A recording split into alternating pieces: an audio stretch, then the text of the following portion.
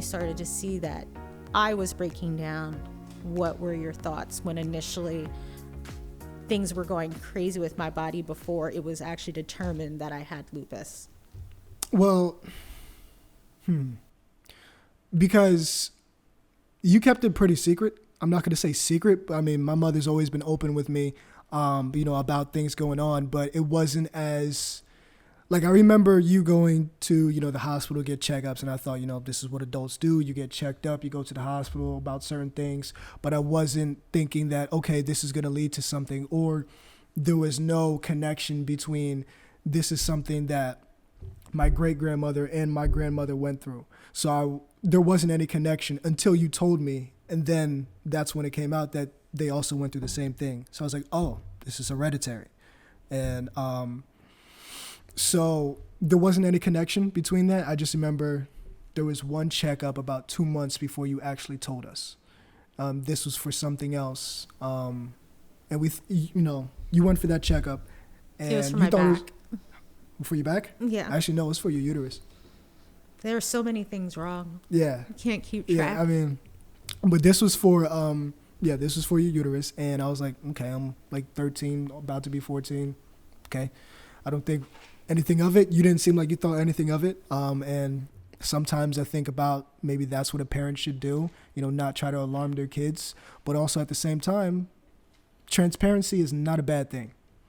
Being transparent with children is not a bad thing. So I never really thought about it that way. But yeah, and then you finally told us, and then that's when the connections came around, and then that's when we started to talk about it more.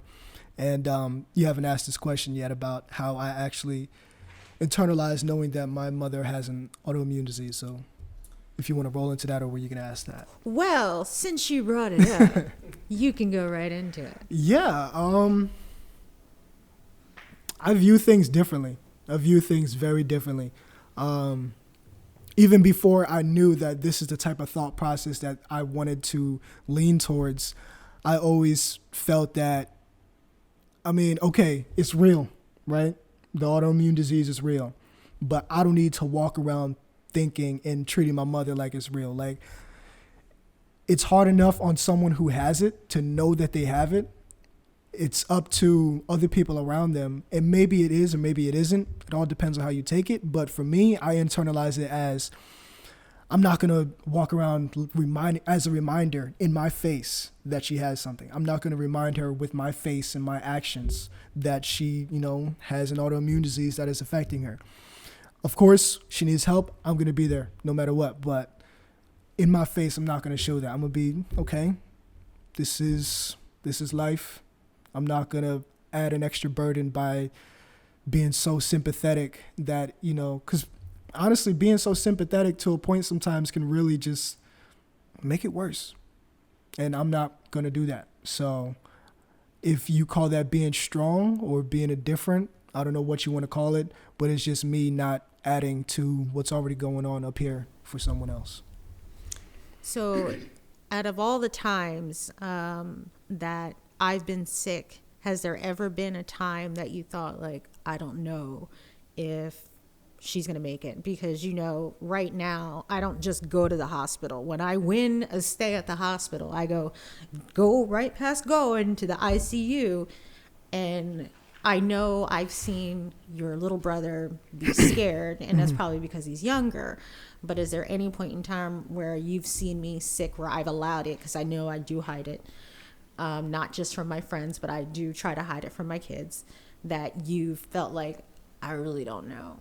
Well, because I'm not dumb, I know that you could try to hide it from me, but I see it. And it's just based on what you tell me and what you don't tell me. Like some things, new things that I just didn't know happened, but I know that there are things happening. I'm going to be honest, no, because I don't allow myself to think that way. I don't allow it. And that just goes with what my answer before is that I don't allow myself to think about that as my mother. So maybe a defense mechanism, who knows what it is, but that's my thought process. I'm not going to add to it because, like I said, I'm not going to show it in my face for her because that's just going to scare someone even more. And I'm not going to do that. So short answer, no. You It was a gonna long be here. answer. You gonna like, be yes here. or no. You gonna be here. You got things to see. I ain't done nothing yet, so you gonna be here. No, I'm going to make sure that I walk with you or dance with you, whatever way it's supposed to be, at your wedding with whoever you marry. I don't really know. Nobody ever knows. And Antonio. But I see that Serena's Everybody's watching, so I'm going to say, hi, Serena. You're going to kill me. But, I had to ask that question because as a mother, you do wonder and you want to make sure that you don't scare your children, because honestly, the things that I saw, you did not see. I would come home and my mom wouldn't say anything. And I know that I don't say anything sometimes, but I try not to be as silent as she was. I would come home from school and she wouldn't tell me that she was sick, and I would find her slumped over in the bathroom and blood everywhere, and I'd have to be like, and that is, honest to God, one of my biggest fears is me not having control and passing out and you guys having to figure it out, because I know I haven't taught you everything and I had to learn on the fly. So that's why I don't always try to say certain things, but then I try to educate you, but it's still a fear.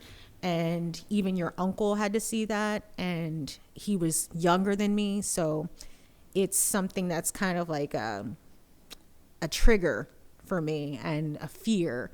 So that's why I still people may think that we rehearsed this. I never heard this from you. I never sat down and asked you. I may sit down and talk to you about the things that the doctor tells me, but I don't tell you, ask you, well, how does that make you feel? Yeah, I mean, because you're so vocal and open about it, and I know that not being vocal and open about it is not what you want, because that's what my grandmother was with you, that you could say I'm prepared for those situations, but I have seen some things. I have seen some things, and like I've been saying, I mean, it's just my answer across the board. It's up to me to be resilient about it. I mean, what am I going to do? Panic? I'm not going to be the one to panic about it. What am I going to do? What is panicking going to do? Oh, it's just going to make me feel even worse. Exactly. And I'm not going to do that. I'm not going to make you feel worse about what's going on. So, sometimes I think about, does it make my mom feel, not cared about because I don't show such an emotional connection of what's going on? No, it's completely emotional connection, but I internalize it my way of being, I'm not going to make you feel bad about it. But I do wonder, does she, of course I ask you, I talk to you, I ask you these questions. You're vocal with me. We have a great relationship.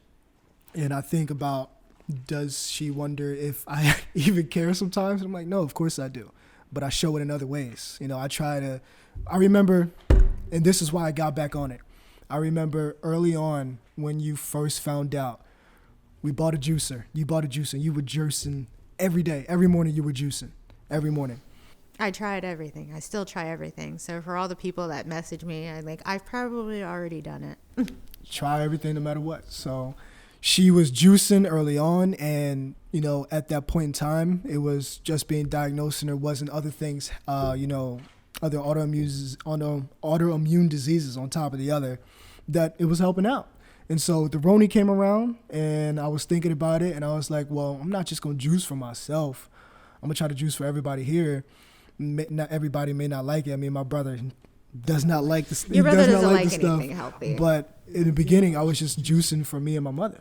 And because I wanted to make sure, if this was helping you out in the long run, I'm gonna make sure you get your fruits. I'm holistic. I'm holistic. So if I'm gonna do one thing, I'm gonna make sure she gets what she needs, and I'm gonna get her fruits. So started juicing for her every morning, and still do it now. Yes, my son will wake up and put the fruits and the beets and everything and make me juice. I mean, sometimes he can be very good, and then he's just very messy. And if we can work on the messiness, we would be great. But other than that, I know my son cares.